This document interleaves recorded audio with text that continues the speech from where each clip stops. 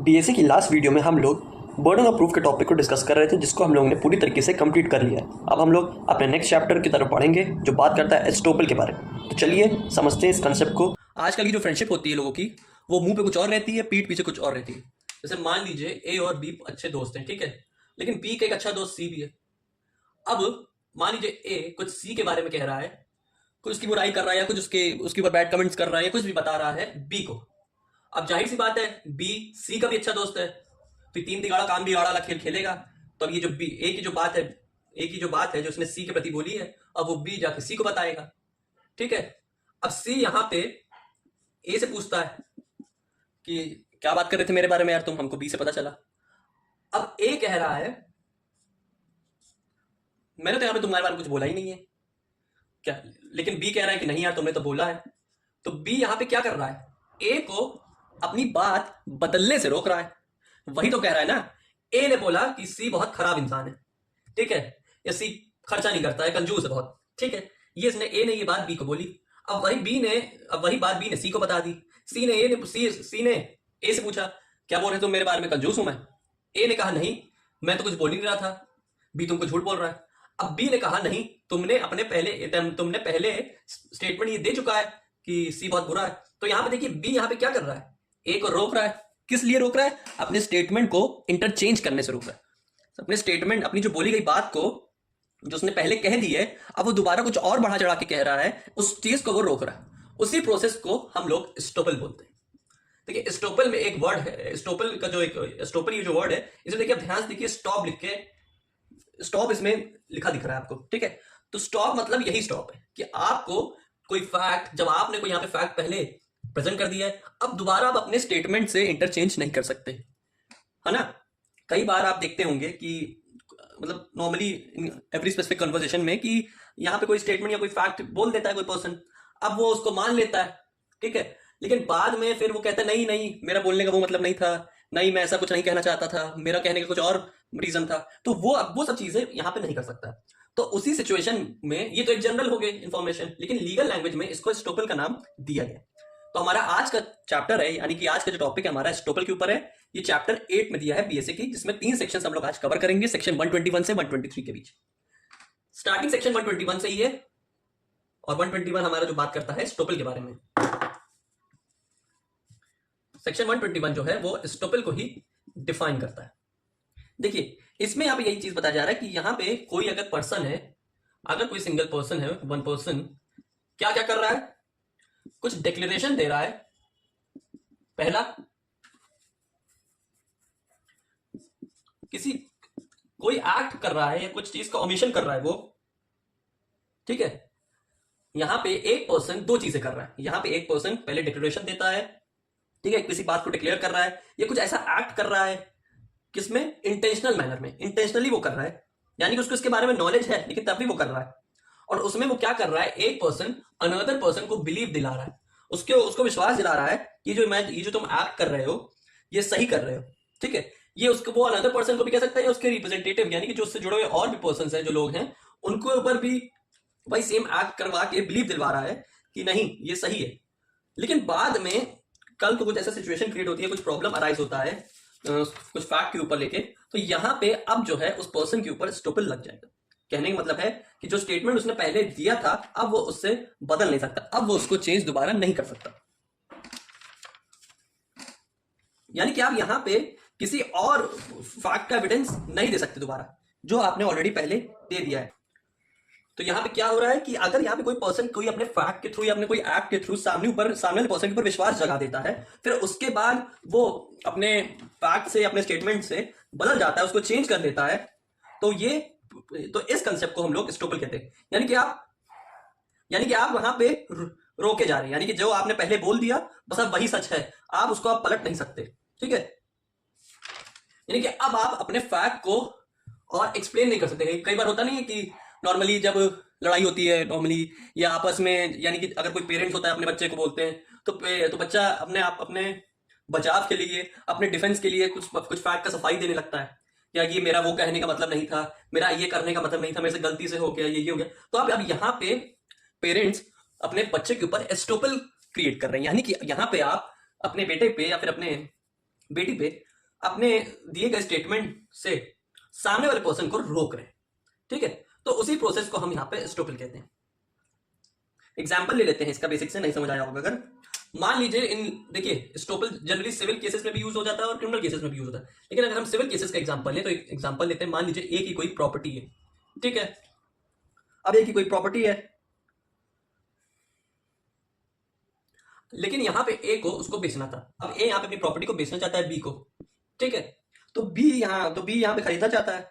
अब ए यहां पे क्या करता है, उसको जानबूझ के बहला फुसला के, उसको झूठ बोल के कि मेरी प्रॉपर्टी केवल इतनी नहीं है, इसके आगे वाली भी है, ये काफी लार्ज रेशियो में है, ये काफी आगे तक फैली हुई है, या कुछ भी बहाना करके उसको विश्वास दिला देता है कि ले लो, बहुत अच्छे प्राइस में दे रहा हूं, कल को फिर महंगी हो जाएगी, फिर हमको बोलोगे यार तुम खरीद लिया। बाद में पता चला कि उसकी एक ही प्रॉपर्टी थी नहीं, वो तो किसी और की प्रॉपर्टी ले जाके बेच रहा था, वो तो एज अ ब्रोकर काम कर रहा था हमारा ए।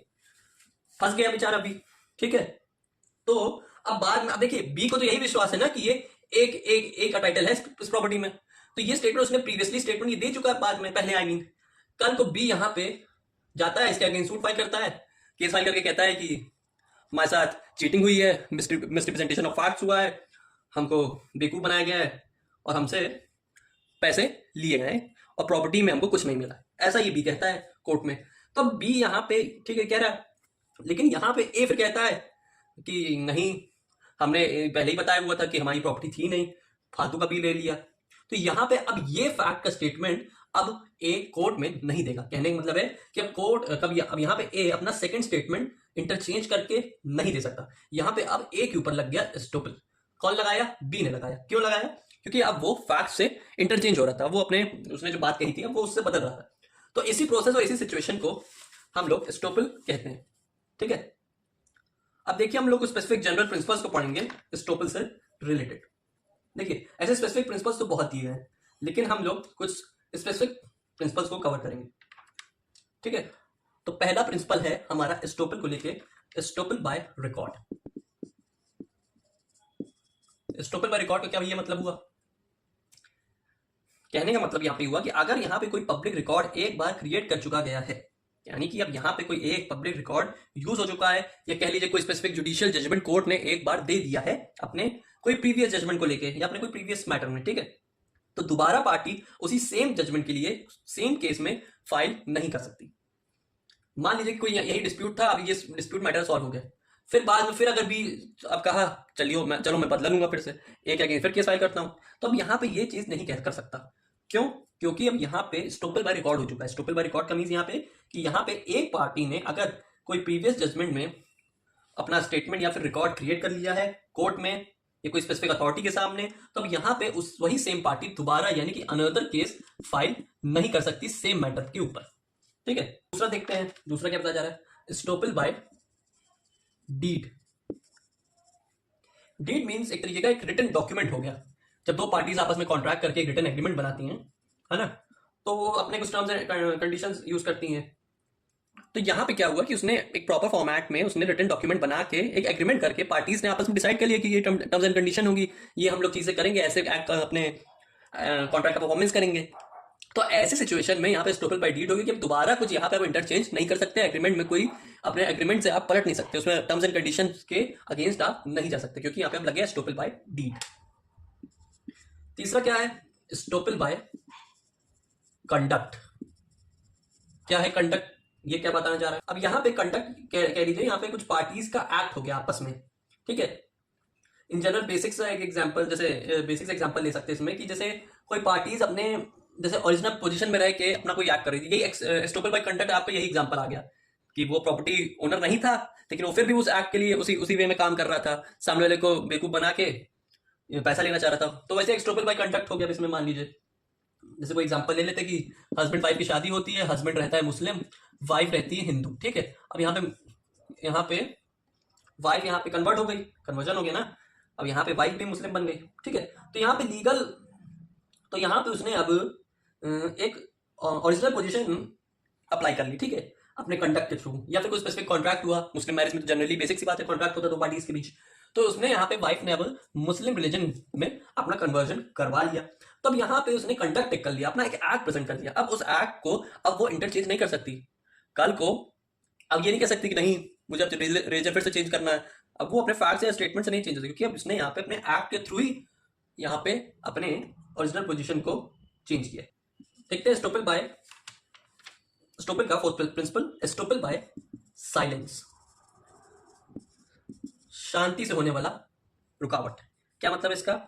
ये साइलेंस हमारा ड्यूटी से इसको लिंक किया गया है, ठीक है। अब यहां पे क्या सिचुएशन क्रिएट हुई? मान लीजिए आप ए हैं, ठीक है, आपको एक कार खरीदनी है, आप शोरूम में गए, बी नाम के शोरूम में, वहां पे एक एजेंट मिला, आपने उससे बात की, ठीक है, लेकिन कार में थोड़े प्रॉब्लम्स अराइज हो रहे थे। जनरली मार्केट में नई नई कार आई थी, तो इसमें कुछ ड्रॉबैक्स रेज हो रहे थे, ठीक है, जो बी ने बताने से मना कर दिया, यानी कि बी वहां पे साइलेंटली एक्ट कर दिया, ठीक है। यानी कि जब वहां पे बी को बताना था उसके बारे में फैक्ट्स डिस्क्लोज करने थे कार से रिलेटेड इश्यूज के बारे में, तो उस टाइम पीरियड में बी ने ए को कुछ नहीं बताया, अपने फैक्ट डिस्क्लोज नहीं किए। तो यहाँ पे स्टोपेल बाय साइलेंस लग गया कि अब तुमने पहले नहीं बताया तो अब बाद में भी नहीं बताओगे। तो यहाँ पे कुछ कुछ स्पेसिफिक सिचुएशन क्रिएट होती है। ऐसे बहुत से सारे स्टोपेल हैं, अलग अलग सिचुएशन के अकॉर्डिंग या अलग अलग सर्कमस्टांसेस के अकॉर्डिंग इसमें वर्क करते हैं, लेकिन जनरली ये बेसिकली 4 इसके स्पेसिफिक प्रिंसिपल्स देखे जाते हैं। अब देखिए, अब आपके दिमाग में एक बात आ रही होगी कि अच्छा, ये कुछ कुछ चीजों में स्टोपेल अगर कुछ चीजों में स्टोपेल लग सकता है, तो कौन सी ऐसी चीजें जिसमें स्टोपेल नहीं काम करेगा, यानी कि आप इसमें बाद में चेंज कर सकते हैं, तो उसके बारे में भी समझ लीजिए, ठीक है। यहां मैं लिख दे रहा हूं उसके एक्सेप्शंस मींस कि यहां पे स्टोपेल अप्लाई नहीं होगा। कहने का मतलब है कि आप वहां पे फैक्ट्स को दोबारा इंटरचेंज कर सकते हैं। पहला, जब दोनों पार्टीज को, both the parties knows the truth, जब दोनों पार्टीज को सच के बारे में जानकारी है, तो उसमें आप क्या ही स्टोपेल करेंगे? जब दोनों फैक्ट्स आपस में पार्टीज जानती है एक दूसरे के बारे में, अब वहां पे आप स्टोपेल नहीं लगा सकते, क्योंकि दोनों को उसके बारे में पता था ना। क्या उसमें आप इंटरचेंज करेंगे? कोई स्टेटरी प्रोविजन है, कुछ स्टेट ने कुछ ऐसे कुछ स्पेसिफिक लॉज बनाए हैं, ठीक है, तो उसको बाद में चेंज किया जा सकता है, उसमें कोई स्टोपेल नहीं लगेगा, ठीक। तीसरा हमारा हो गया, कोई लॉ के ऊपर कोई क्वेश्चन अराइज हो गया, कोई कानून से संबंधित कुछ चेंजेस, कई बार होता है ना, कानून बनाती है, कुछ उसमें फ्लॉज निकल आते हैं, तो उसको बाद में चेंज कर सकती है, या कुछ भी इशूज अराइज हो लॉ से रिलेटेड, उसको चेंज, तो इसको चेंज किया जा सकता है, इसमें स्टोपेल नहीं लगेगा, ठीक है। फिर यहाँ पे कुछ गवर्नमेंट से रिलेटेड कुछ लॉज हो गए, है ना, या फिर मान लीजिए कुछ मेंटेनेंस से संबंधित ऑर्डर हो गए। अब मेंटेनेंस आपका भाई वाइफ वाला मेंटेनेंस आ गया, होता है ना कि यहाँ पे जब कोर्ट ग्रांट करती कि मान लीजिए डब्ल्यू है वाइफ, उसको 15K पर मंथ मिलेगा, बाद में कोर्ट ने उसमें वाइफ को 25K यानी कि 10,000 और बढ़वा दिया, तो ये यहाँ पे चेंज कर सकती है, कोर्ट के ऊपर यहाँ पे स्टोपेल नहीं लगेगा। यानी कि मेंटेनेंस के मैटर में या और स्पेसिफिक जो केसेस होते हैं जो जहाँ पे स्टोपेल नहीं लगाया जा सकता, जहाँ चेंज करना जरूरी है, नेसेसरी है, आप स्टोपेल नहीं लगा सकते, ठीक है। तो 4 एक्सेप्शन ये, 5वां और आखिरी एक्सेप्शन यहाँ पे हो गया कि माइनर का मैटर है, जैसे कोई माइनर का केसेस है ना, अब जैसे कोई माइनर कॉन्ट्रैक्ट करता है ना, तो वहां पे जैसे कोई भी स्पेसिफिक चीजों से रिलेटेड है, कोई प्रॉपर्टी से रिलेटेड कॉन्ट्रैक्ट हो या कोई भी स्पेसिफिक चीज से रिलेटेड कॉन्ट्रैक्ट हुआ, है ना, तो वहां पे माइनर कॉन्ट्रैक्ट कर लेता है, तो सामने वाला पार्टी उस पर बिलीव कर लेता है कि चलो कॉन्ट्रैक्ट कर लेते हैं, इसके बारे में पैसे का मामला है ना, या कुछ प्रॉपर्टी है किसी की मॉर्गेज कर देता है, या किसी पर्सन को से लोन ले लेता है, या कुछ भी रीजन वो उससे रिलेटेड कॉन्ट्रैक्ट कर लेता है, ठीक है। लेकिन आपको पता है कॉन्ट्रैक्ट में आप पढ़े या बेसिक जानकारी है कि माइनर के साथ कॉन्ट्रैक्ट वॉइड होता है हमेशा, ठीक है, वो वैलिड कॉन्ट्रैक्ट नहीं कहला जाएगा अगर आप माइनर के साथ कॉन्ट्रैक्ट करते हैं। तो कल को उसमें इंटरचेंज कर सकते हैं, क्योंकि माइनर के साथ कॉन्ट्रैक्ट हुआ था, इतनी नॉलेज नहीं थी उसको, कोई भी स्पेसिफिक सिचुएशन में उसको एक्सेप्ट नहीं किया जाएगा ऐसे कॉन्ट्रैक्ट को, जाहिर सी बात है जब वॉइड है तो उसमें स्टोपेल नहीं लगेगा, बाद में फिर वो फैक्ट्स का क्लैरिफिकेशन कर सकती है।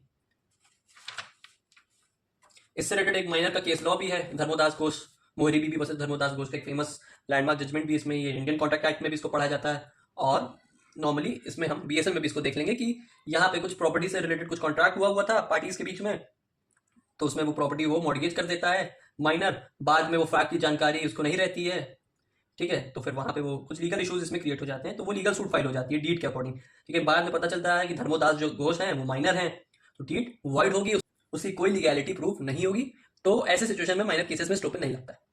तो ये था आपका सेक्शन 121। तो सेक्शन 121 को हमने अभी कवर किया, यानी कि एस्टोपेल क्या बताना चाह रहा है उसके डेफिनेशन को हम लोग ने समझ लिया। अब एस्टोपेल से जुड़ा हुआ एक और कंसेप्ट है, यानी कि ये एस्टोपेल से इंटरलिंक्ड है, यानी कि ये डायरेक्टली तो इंटरलिंक नहीं कर रहा है, लेकिन ये कुछ डिफरेंसेस क्रिएट कर रहा है या एक स्पेसिफिक कंसेप्ट क्रिएट कर रहा है, तो हम इसको पहले क्लियर कर लेते हैं, फिर अब हम सेक्शन 122 और 123 को पढ़ेंगे। देखिए, एस्टोपेल और रेस जुडिकाटा ये दो आपस के बीच के डिफरेंस है जिसको अभी हम लोग को समझना है। एस्टोपल हम अभी पढ़ के ही आए हैं, रेस जुडिकाटा क्या है और हम एस्टोपल के साथ इसको क्यों पढ़ रहे हैं और समझ रहे हैं, ये हम लोग जानने की कोशिश करते हैं। लेकिन रेस जुडिकाटा को हिंदी में पुनः न्याय बोलते हैं। कहने का मतलब ये होता है कि अगर आप किसी स्पेसिफिक सिचुएशन में या कोई केस मैटर में आप कोर्ट में जाते हैं और अपना केस फाइल करते हैं, सूट फाइल करते हैं बेसिकली सीपीसी में, और वहां सीपीसी में जब सूट फाइल किया जा रहा है तो उसमें जब एट कंक्लूजन जब कोर्ट जजमेंट फाइंड करके रेमेडी प्रोवाइड कर देता है तो वहां पे केस टर्मिनेट हो जाता है, यानी कि केस सॉल्व हो गया आपका। लेकिन अगर आप कल को इसमें फिर से सेम मैटर में सेम इशू के साथ सूट अगर फाइल करते हैं दोबारा, ठीक है, रीसूट करते हैं सेम मैटर को लेके जिसमें कोर्ट ऑलरेडी डिसीजन दे चुकी है, तो उस सिचुएशन को उस प्रोसीजर को हम रेस जुडिकाटा कहते हैं। लेकिन जो एस्टोपल क्या होता है, एस्टोपल का मतलब होता है कि आप यहाँ पे बोले गए फैक्ट्स को आप चेंज नहीं कर सकते। बहुत स्लाइट डिफरेंस है इसमें। यहाँ आप फैक्ट्स को चेंज नहीं कर सकते, यहाँ आप दोबारा सूट फाइल नहीं कर सकते। बस ये इसका थोड़ा सा इसका इंटरलिंक आपस में क्रिएट करता है कि यहाँ आप कोई फैक्ट को, बोले हुए फैक्ट को दोबारा आप बदल नहीं सकते और यहाँ आप फाइल किए गए सूट को दोबारा रीसूट नहीं कर सकते। ठीक है, अब इसके डिफरेंसेस को जान लेते हैं। सेक्शन 121 बीएसए जैसे कि हम लोग पढ़ के हैं, इसमें एस्टोपल डिफाइंड है और सेक्शन 11 सीपीसी में हमारा रेस जुडिकाटा डिफाइंड है। ठीक है, ये यहाँ पे कोर्ट के डिसीजन के ऊपर मैटर करता है, यानी कि रेस जुडिकाटा कोर्ट के डिसीजन के ऊपर वर्क करता है। यानी कि ये वर्क किसमें कर रहा है, कोर्ट जब डिसीजन देती है तो ये रेस जुडिकाटा अप्लाई हो जाता है। कहने का मतलब है कि अब यहाँ पे आप कोर्ट ने एक डिसीजन दे दिया, अब दोबारा आप इसमें कोई स्पेसिफिक सेम मैटर में केस या फिर कोई सूट फाइल नहीं कर सकते। एस्टोपल क्या होता है, ये एक्ट ऑफ पार्टीज पे होता है। ये पार्टीज के यानी कि पार्टीज के कॉन्सेप्ट पे बेस्ड रहता है। इसमें पार्टीज ही अपने फैक्ट को बदलती है। जाहिर सी बात है ना, एक पार्टी ने कोई फैक्ट पहले यहाँ पे प्रेजेंट किया कोर्ट के सामने, अब दोबारा इसको फिर चेंज कर रही, कौन चेंज कर रही, पार्टी से तो कर रही है, तो ये एक्ट ऑफ द पार्टीज हो गया। तीसरा, ये दोनों पे अप्लाई होता है, यानी कि कोर्ट डिसीजन में ना प्लेंटिफ ना डिफेंडेंट दोनों में से कोई दोबारा सूट फाइल नहीं कर सकता। ठीक है, और ये एस्टोपल वही पर्सन पे लगता है जो फैक्ट से बदल रहा है। यानी कि आपने कोई फैक्ट प्रेजेंट किया, फिर आप चेंज कर रहे हैं, अब आपको चेंज करने से कौन रोक रहा है, वो पर्सन जिसने आपका पुराना फैक्ट प्रीवियस स्टेटमेंट सुना है। तो अब यहां पे आप वो पर्सन कहलाएंगे और उस पर एस्टोपल अप्लाई करेगा। इसका पर्पस क्या है कि बार बार सेम केसेस पे ऑलरेडी डिसीजन दे चुका है, तो बार बार वही सेम रिपीटेड केसेस ना आए तो उसको उसमें रोका जाए। इसमें क्या है कि बार बार इसमें फैक्ट्स को चेंज ना किया जाए। यहाँ पे सेम केसेस में बार बार डिसीजन ना दिया जाए, इसमें फैक्ट्स को चेंज ना किया जाए। ठीक है, ये कोर्ट को प्रिवेंट करता है और ये पार्टी का मुंह बंद करता है। कहने का मतलब कि कोर्ट की प्रोसीडिंग देखिए कितनी लेंथी होती है, अब बार बार उसी में आप उलझे रहेंगे तो प्रॉब्लम क्रिएट करेंगे ना। तो ये रेस जुडिकाटा आप अप्लाई कर देते हैं अगर, तो कोर्ट के ऊपर फालतू का एक्स्ट्रा बर्डन क्रिएट होने से रुक जाता है और यहाँ पे सीधी तरीके से पार्टी का मुंह बंद हो जाता है। जब पार्टी का मुंह बंद हो जाता है तो फैक्ट्स में आप इंटरचेंज कर ही नहीं सकते, है ना। लास्ट है इसमें इसका क्या डिफरेंसेस है, ये प्रोसीजरल डिफरेंस होता है और ये सब्सटैंशियल प्रिंसिपल के ऊपर वर्क करता है। यानी कि इसमें जैसे कि वही सेम बात आ गई कि यहाँ पे सीपीसी प्रॉपर प्रोसीजर के ऊपर रन करता है। अब प्रॉपर प्रोसीजर के ऊपर रन करता है तो उससे आपको डिफेंस मिल जाता है। ये एक प्रिंसिपल के ऊपर वर्क करता है, यानी कि राइट्स और लाइबिलिटीज के ऊपर ही वर्क करता है आपका एस्टोपल, यानी कि एक सब्सटैंटिव और एक इंपॉर्टेंट कोर एलिमेंट है या फिर प्रिंसिपल है आपके फैक्ट्स को प्रूव करने का।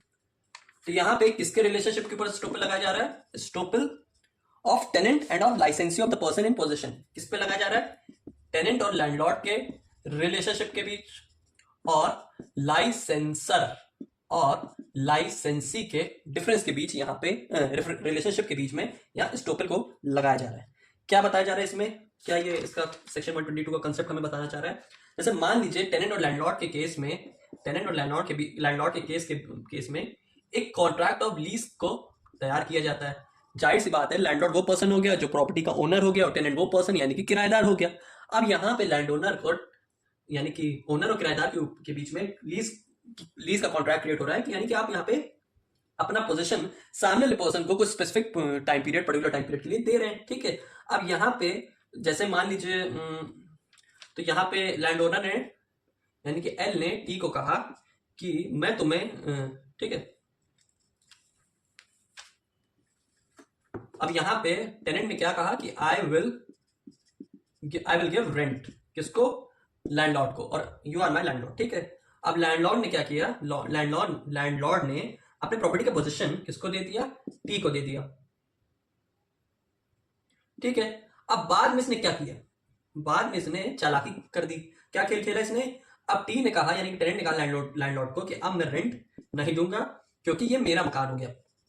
कहने का मतलब है कि अब मकान मालिक ने अपना पोजीशन किसको दे दिया, टेनेंट को दे दिया, और टेनेंट ने ये कह दिया कि यह पोजीशन मिल गया है, अब ये मकान मेरा हो गया, मैं क्यों किराएदार दूं, मैं क्यों किराया दूं, है ना।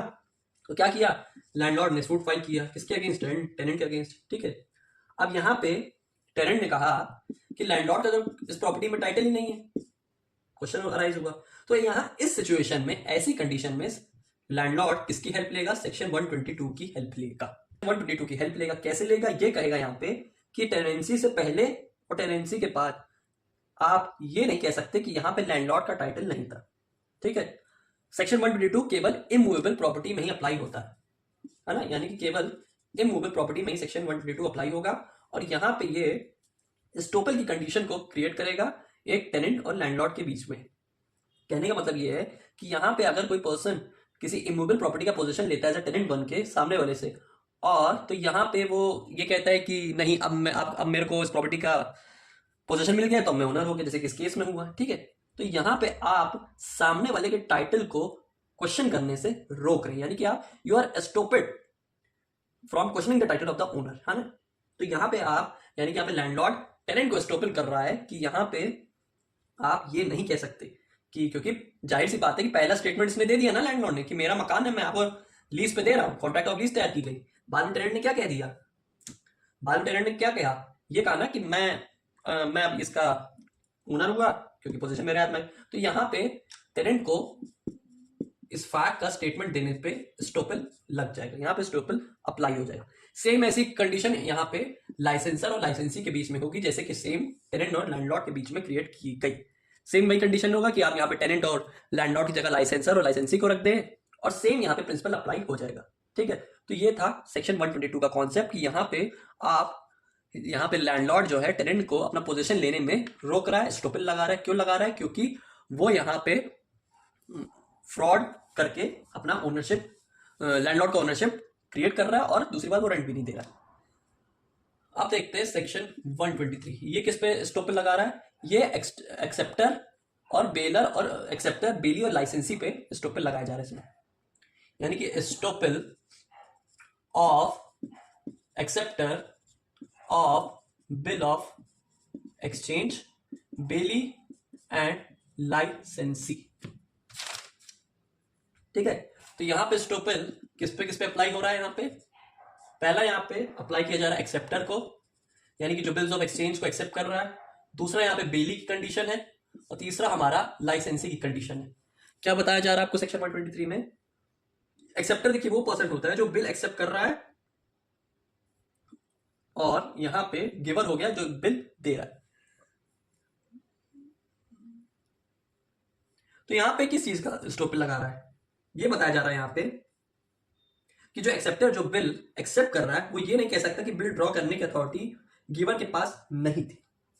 कहने का मतलब है कि यहाँ पे कुछ ट्रांजैक्शन क्रिएट किया गया, एक्सेप्टर में ए और बी के बीच में आपस में कुछ ट्रांजैक्शन क्रिएट हुआ। ठीक है, ए एक्सेप्टर हो गया, बी गिवर हो गया हमारा।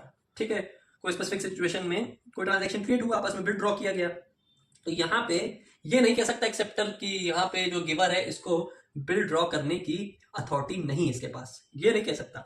लेकिन इसमें एक्सप्लेनेशन 1 है एक्सेप्टर को लेके, जो इसी प्रोविजन में आगे दिया गया है। ये कह सकते हैं आप एक्सेप्टर की ये जो बिल है ये उसने नहीं, किसी और गिवर ने ड्रॉ किया है।